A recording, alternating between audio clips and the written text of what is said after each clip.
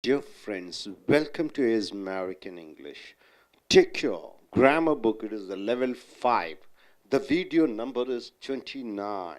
So we have come here to see the modal verbs or the future verbs. In modal verbs, we have come to the 22nd video.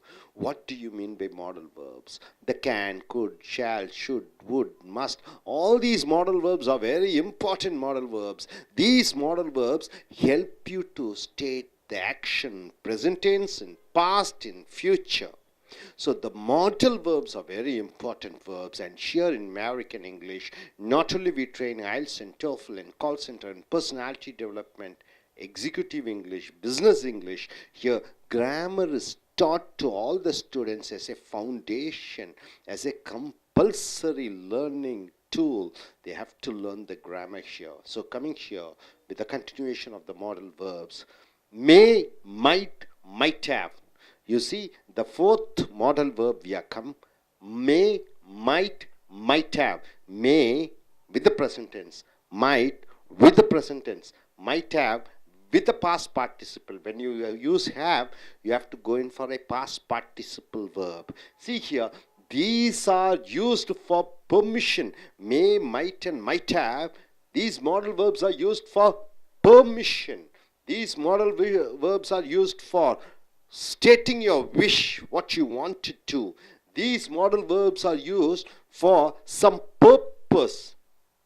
For some purpose you are asking. There you are using these modal verbs. For prayer, you are requesting in a prayer state and asking somebody to do something. Then you are using these modal verbs. For possibility, an action which can be completed, the possibilities are more. There you are using these modal verbs may, might, and might have. Now come here. May, might, and might have is used for permission. See here, maybe use your phone. Maybe use your phone. You are asking permission. When you are asking permission, you are using the modal verb may. And when the permission is given, yes, you may use my phone. Asking permission, you are using may. And for granting permission, you are using the modal verb may. Maybe use your cell phone. Yes, you may use my cell phone. So for asking permission and granting permission, you are using these modal verbs. And coming here, wish, the interest, what you want to say, the action which you love to do. The wish, may you live way, or you can use your wishing somebody. So for wish and for wishing somebody, you are using this modal verb. May you live a long happy life. May you live a long happy life. You are wishing somebody. There you are using this modal verb may. So may is used for asking permission, granting permission. May is used for wishing somebody. You are using this modal verb. May you live a happy, long, happy life. Purpose. For purpose. I save money in the bank or wherever it is, so that I may buy an house. So the purpose for buying a house, I am saving money. For some purpose I am doing something. What is the purpose? I may buy an house. So I save money so that I may buy an house. You are using may. For some purpose this modal verb may is used. And coming here, for prayer, may God bless me. So God is related with prayer. So for prayer you are using the modal verb. May God bless you. May God bless you. So may is used with the prayer. May is used with the devotion. So may is used with godliness. So may, this modal verb is used for prayer. And may, the modal verb is used for possibility. What do you mean by possibility? The chances of an action happening is more. Then you are using may as a modal verb over here. Possibility. Something may happen. Something may happen. The possibility of something may happen. So you are using the modal verb may. They may come. The possibility of them coming here is more. They may come. So my dear friend, may, might have. These modal verbs are used for permission, for wish, for purpose, for prayer, and for possibility. So these are the places where you use these modal verbs, may, might, and might have. And coming here, they might come. They might come. The chances of them coming here is more. They might come. Now coming here, my dear friends, may have plus past participle. May have plus past participle. When have comes, you must use past participle. What are the past participles? Eaten, spoken. Eat is a present tense. Past is ate. Spoke, eaten.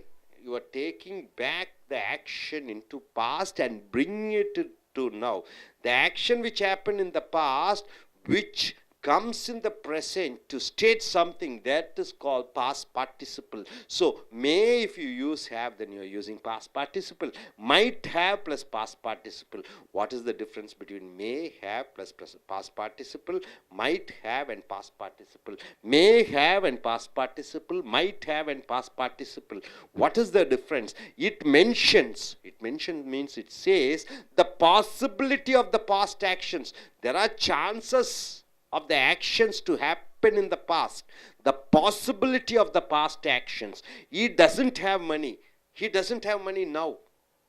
He might have spent in the past. He might have spent the money. He doesn't have money now. Presently, he doesn't have money. He might have spent. So, might have is used with spend, spent. Spent is the past and spend is the present, and spent past participle. He might have spent the money. He doesn't have money now. He might have spent the money. So in the past he might have done. So the reaction is now he doesn't have. So this may have plus past participle, might have plus past participle. It says that the possibility of something which has happened in the past tense.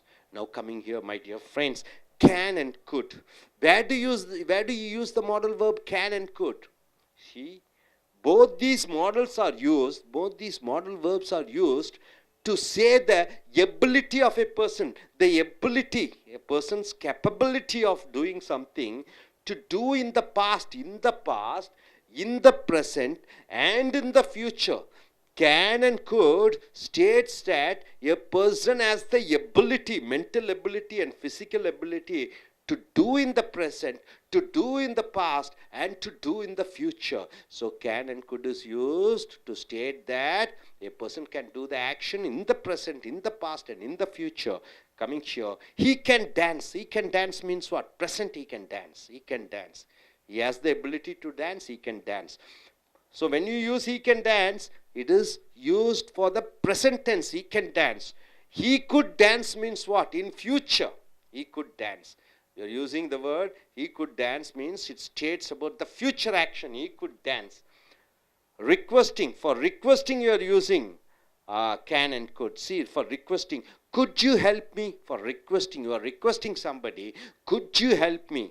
And for politeness, you are in a humble way, you are politely asking, could you do this project for me? Could you do this project for me? A question asked in a humble way, a question asked in a polite way. The politeness, for politeness you are using could, and for requesting you are using could, and for something action which you can do in the present you are using can, and for the action which can be done in the future you are using could. So hope you are able to understand all these things. And coming back once again, the modal verbs, my dear friends, may, might, might have. These verbs, modal verbs, are used for permission. These modal verbs are used for wishing somebody. These modal verbs are used for prayer, the godliness. These modal verbs are used for purpose. These modal verbs are used for possibility. So may, might have is used for permission. Where can I use? Maybe use your phone. Yes, you may use my phone. Permission you are asking and permission you are granted. Wish, may you live a long life. So you're wishing somebody. Purpose, I save money so that I may buy a house. So the purpose you are using may. And for prayer, may God bless. So you are using may for the prayer. And possibility, the modal verb may is used for the possibility of something to happen. Something may happen. They may come. they may come, the possibility of them coming is more. Then once again, they might come, the possibility of them coming is more. So for possibility also you are using, and coming here next, may plus have plus past participle, or might plus have plus past participle. It says the possibility of the past action, the possibility can happen in the past tense. He doesn't have money, he might have spent. So can and could, these two modal verbs says that the person's mental and physical ability, the capability of them to do something, and the capability of that, of the person's doing, it may be in the present, it may be in the past, and it may be in the future. See, he can dance is in the present tense, and he could dance, it is for the future. And for requesting you are using could you help me? And once again, for politeness, you are asking in a polite way, could you do this project for me? Could you lend me some money? In a polite way, could you help me? So could is used for politeness and requesting. It is used also for the present, past, and future. Hope you are able to understand, my dear friends. Now, நண்பர்களே, உங்களுடைய level 5 ஆங்கில grammar புஸ்தகத்தை எடுத்துக்கொள்ளுங்கள், இலக்கண புஸ்தகத்தை எடுத்துக்கொள்ளுங்கள். Video 29வது video, model வினைச்சொற்கள் அல்லது எதிர்கால வினைச்சொற்கள். அந்த மாடல் வினைச்சொற்கள், எதிர்காலத்து வினைச்சொற்களினுடைய 22வது பிரிவு தொகுப்பு அட்டவணையை பார்க்கிறீர்கள். மாடல் வினைச்சொற்கள் என்றால் என்ன? Can, could, shall, should, may, might, must, have to, use to, இவை அனைத்தும் மாடல் வினைச்சொற்கள். மாடல் வினைச்சொற்கள் எதிர்காலத்தை பற்றி குறிப்பிடுவது, மாடல் வினைச்சொற்கள் இறந்த காலத்தை பற்றி குறிப்பிடுவது, மாடல் வினைச்சொற்கள் என்பது நிகழ்காலத்தை பற்றி குறிப்பிடுவது. இந்த மாடல் வினைச்சொற்கள் மிக மிக முக்கியம். இங்கே அமெரிக்கன் ஸ்போக்கன் இங்கிலீஷிலே இலக்கணம் அனைத்து மாணவர்களுக்கும் சொல்லிக் கொடுக்கப்படுகிறது. ஸோ இந்த மாடல் வினைச்சொற்களை நீங்கள் அறிந்து தெரிந்து கொள்ளுங்கள். உதாரணத்திற்கு இந்த 4வது பிரிவு மாடல் வினைச்சொற்கள், மே, மைட், மைட் ஹேவ். மே என்றாலே தமிழிலே லாம் என்று சொல்கிறோம். மே ஐ கோ, நான் போகலாமா? ஸோ மே என்றால் லாம். மே, மைட், மைட் ஹேவ். மே நிகழ்காலம் என்று சொல்கிறோம், மைட் இறந்த காலம் என்று சொல்கிறோம். மைட் ஹேவ், இந்த ஹேவ் கூட வந்து விட்டாலே நீங்கள் இறந்த கால வினை எச்சத்தை யூஸ் பண்ணிக்கிறீர்கள். ஈட்டன், ஸ்போக்கன், ரிட்டன் என்று சொல்ல வேண்டும். ஸோ இந்த மே, மைட், மைட் ஹேவ் எங்கே உபயோகப்படுத்துகிறோம்? இந்த மாடல் வினைச்சொற்கள், தீஸ் ஆர் யூஸ்ட். இந்த மாடல் வினைச்சொற்கள் எங்கே பயன்படுத்தப்படுகிறது? ஃபார் பெர்மிஷன், அனுமதி கோரும் பொழுது இந்த மே, மைட், மைட் ஹேவை பயன்படுத்துகிறீர்கள். பெர்மிஷன், அனுமதி கோரும் பொழுது. அனுமதி வழங்கும் பொழுது இந்த மே, மைட், மைட் ஹேவை பயன்படுத்துகிறீர்கள். விஷ், யாரையாவது ஒருவரை வாழ்த்தும் பொழுது மே, மைட், மைட் ஹேவை பயன்படுத்துகிறீர்கள். பர்பஸ், ஏதோ ஒன்று தேவை என்று இருக்கிற பொழுது மே, மைட், மைட் ஹேவை பயன்படுத்துகிறீர்கள். பிரேயர், வேண்டி விரும்பி தேவனிடம், கடவுளிடம் கேட்கும் பொழுது இந்த மே, மைட், மைட் ஹேவை பயன்படுத்துகிறீர்கள். பாசிபிலிட்டி, ஒன்று நடக்கக்கூடிய வாய்ப்புகள் அதிகமாக இருக்கும் பொழுது மே, மைட், மைட் ஹேவை பயன்படுத்துகிறீர்கள். உதாரணத்திற்கு பர்மிஷன், அனுமதி கோரும் பொழுது, அனுமதி நீங்கள் மற்றவர்களுக்கு வழங்கும் பொழுதும் மே, மைட், மைட் ஹேவை பயன்படுத்துகிறீர்கள். இங்கே பாருங்கள், பெர்மிஷன், அனுமதியின் பொழுது. மேபி யூஸ் யோர் ஃபோன், உங்களுடைய ஃபோனை நான் உபயோகப்படுத்தலாமா? அனுமதி கேட்கும் பொழுது மே வருகிறது. அனுமதி வழங்கும் பொழுது yes you may use the my phone, நீ என்னுடைய செல்ஃபோனை பயன்படுத்தலாம். அங்கே அனுமதி வழங்கும் பொழுதும் மே யூஸ் பண்ணுகிறோம். அனுமதி கோரும் பொழுதும் அனுமதி வழங்கும் பொழுதும் மே பயன்படுத்துகிறோம். அடுத்தது விஷ், ஒருவரை வாழ்த்தும் பொழுது, ஒருவரை ஆசீர்வதிக்கும் பொழுது மே பயன்படுத்துகிறோம். மே you live a long happy life, நீ நீண்ட காலம் நன்றாக வாழ வேண்டும் என்று ஆசீர்வதிக்கும் பொழுது மே யூஸ் பண்ணுகிறீர்கள். ஆசீர்வதிக்கும் பொழுது மே தவிர வேறு எந்த வார்த்தைகளும் நீங்கள் பயன்படுத்த முடியாது. ஆசீர்வதிக்கிறீர்கள் மே. அடுத்தது பர்பஸ், தேவை என்ற இடத்திலே மே, மைட், மைட் ஹேவ் பயன்படுத்துகிறீர்கள். தேவை என்கிற இடத்திலே மே பயன்படுத்துகிறீர்கள். உதாரணத்துக்கு ஐ சேவ் மணி, நான் பணத்தை சிறுக சிறுக சேமிக்கிறேன். ஸோ தட், ஆகையால் ஐ மே பை அன் ஹவுஸ், ஒரு வீடு வாங்கலாம். ஒரு தேவை, ஒரு பர்பஸ், என்ன தேவை இங்கே? வீடு வாங்கலாம். ஸோ வீடு வாங்கலாம் என்ற தேவை வரும் பொழுது, ஒரு தேவை வரும் பொழுது மே பயன்படுத்துகிறீர்கள். பர்பஸ், காரண காரியங்களுக்கு மே பயன்படுத்துகிறீர்கள். அடுத்தது பிரேயர், கும்பிடுவது. பிரேயர் என்றால் கும்பிடுவது. இந்த கும்பிடுவது என்பது சாமியைத்தான் கும்பிட முடியும். அந்த சாமி கும்பிடு என்ற இடத்திலே அந்த மே பயன்படுத்துகிறீர்கள். பொதுவாக கிறிஸ்துவ மதத்திலே மே God plus me, May Lord plus me.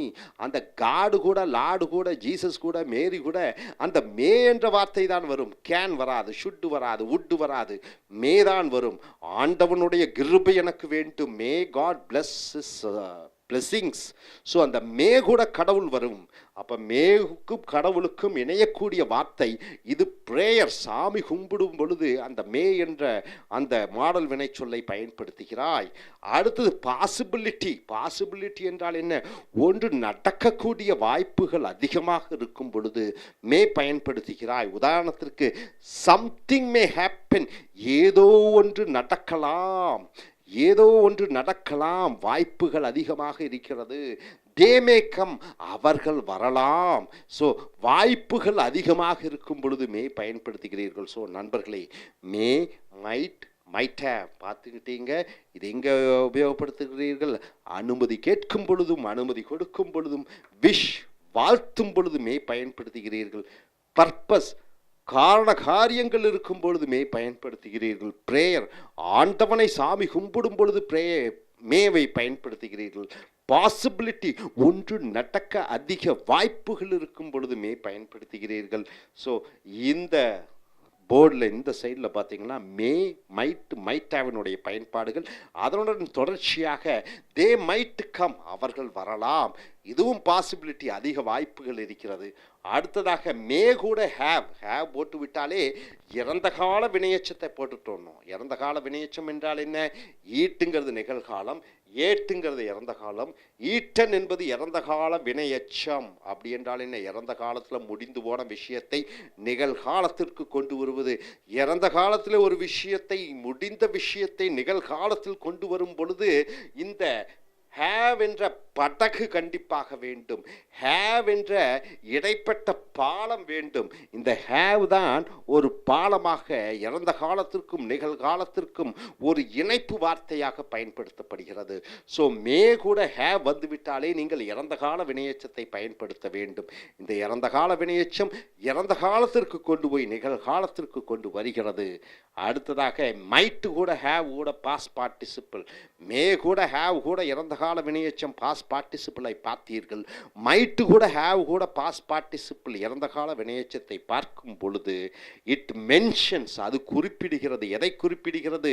The possibility of the past actions. இறந்த காலத்திலே ஒரு சில விஷயங்கள் நடக்கக்கூடிய பாசிபிலிட்டி, வாய்ப்புகள் அதிகம். இறந்த காலத்திலே நிறைய வாய்ப்புகள் அதிகம் நடந்திருக்கும். உதாரணத்திற்கு கருணாநிதி ஜனாதிபதி ஆகி இருந்திருக்கலாம். Karunanidhi might have become the president of India. Rajinikanth might have become the chief minister of Tamil Nadu.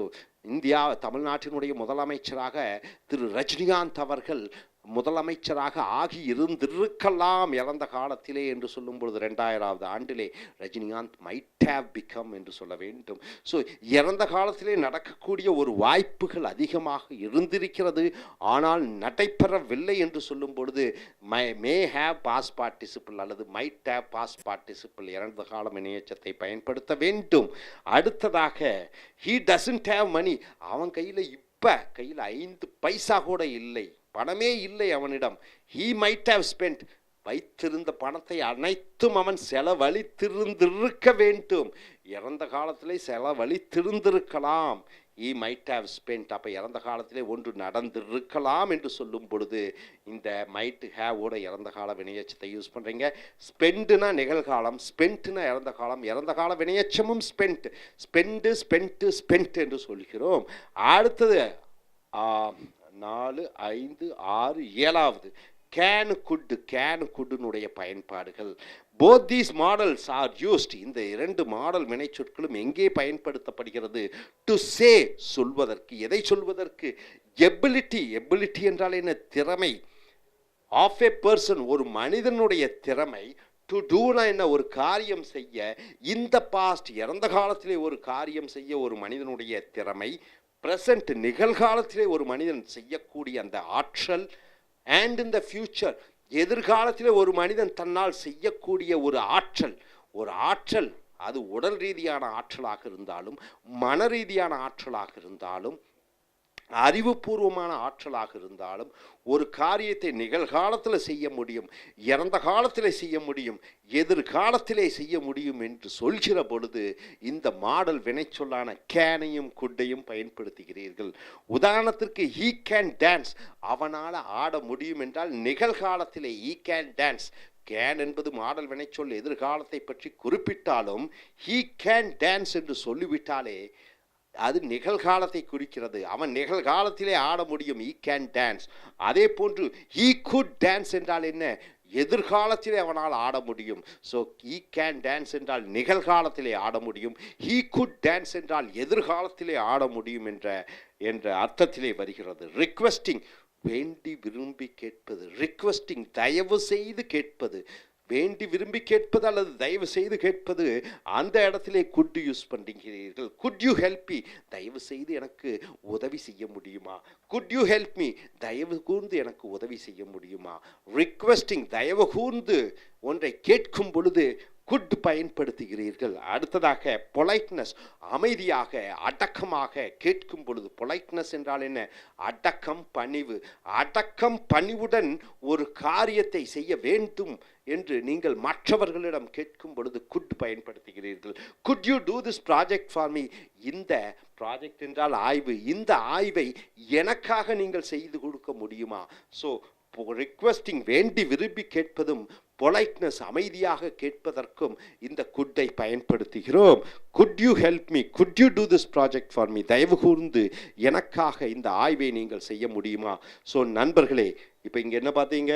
May have கூட இறந்த கால வினையெச்சம், மைட்டு ஹேவ் கூட இறந்த கால வினையெச்சம். இதை பயன்படுத்தினா எங்கே போயிடணும்?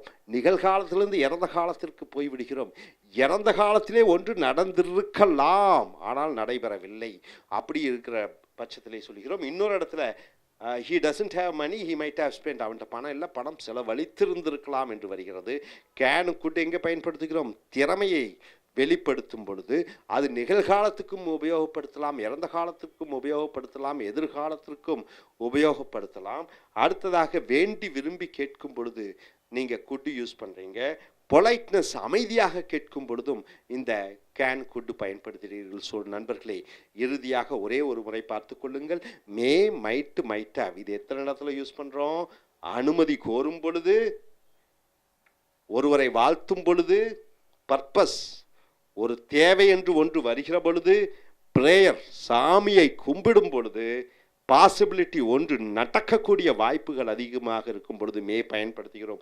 ஸோ மே பயன்படுத்தக்கூடிய இடம் அனுமதி கோரும் பொழுதும், அனுமதி வழங்கும் பொழுதும் மே பயன்படுத்தக்கூடிய இடம், ஒருவரை வாழ்த்தும் பொழுது மே பயன்படுத்தக்கூடிய இடம், ஒரு காரண காரியத்திற்காக உபயோகப்படுத்தும் பொழுது மே பயன்படுத்துகிறோம். பிரேயர், ஆண்டவனை கும்பிடும் பொழுது, கடவுளை தொழுகும் பொழுது மே பயன்படுத்துகிறோம். பாசிபிலிட்டி, ஒன்று நடக்க அதிக வாய்ப்புகள் இருக்கும் பொழுது மே பயன்படுத்துகிறோம். அடுத்ததாக மே கூட ஹேவ் கூட இறந்த கால வினையெச்சம், மைட் கூட ஹேவ் கூட இறந்த கால வினையெச்சம். இது இறந்த காலத்திலே செய்கைகளை பற்றி அது குறிப்பிடுகிறது. உதாரணத்துக்கு கேனும் குட்டும் எங்கே பயன்படுத்துகிறோம்? கேனும் குட்டும் நிகழ்காலத்திலே பயன்படுத்துகிறோம், இறந்த காலத்திலே பயன்படுத்துகிறோம், எதிர்காலத்திலே பயன்படுத்துகிறோம். மேலும் கேனும் குட்டு எங்கே யூஸ் பண்ணுறோம்? ரிக்வெஸ்டிங், ஒன்றை தயவு கூர்ந்து கேட்கும் பொழுது கேன் குட் பயன்படுத்துகிறோம். பொலைட்னஸ், அடக்கத்துடன் கேட்கும் பொழுது கேன் குட் பயன்படுத்துகிறோம். ஸோ நண்பர்களே, இந்த அருமையான மாடல் வினைச்சொற்களினுடைய 22 பிரிவுகளை பார்த்திருக்கிறீர்கள். அடுத்து வரக்கூடிய இந்த மாடல் வினைச்சொற்களினுடைய தொடர்ச்சியை நீங்கள் பாருங்கள். பார்த்து உங்களுடைய பேச்சாங்கிலத்திலும் எழுத்தாங்கிலத்தையும் தொழில்நுட்ப ரீதியான சிறந்த ஆங்கில பேச்சாளர்களாக நீங்கள் மாற என்னுடைய இனிய வாழ்த்துக்கள். Thank you very much.